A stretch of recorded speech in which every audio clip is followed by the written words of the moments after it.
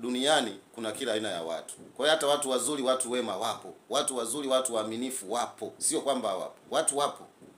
Wapo. Kwa hiyo wewe ukikutana na mtu ambaye ni majanga, maana yake ujue tu pengine ulikosea. Yani ipo. Kuna watu wamekutana, wanaelewana, wanaishi vizuri, wanapendana, wanajenga familia, mpaka wanazeeshana safi kabisa.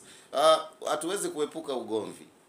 Hatuwezi kuepuka kutokuelewana kwa sababu tayari sisi tuna mapungufu. Sasa nyinyi lazima muwe wadogo kwenye maamrisho ya Mungu. Hamwezi kuwa wakubwa kwenye maamrisho ya Mungu.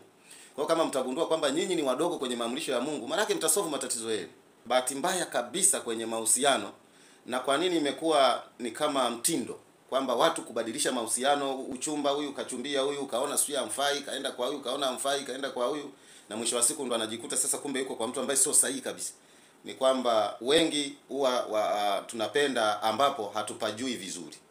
Alafu tunachukia mtu yule ambaye tumeshamfahamu sana.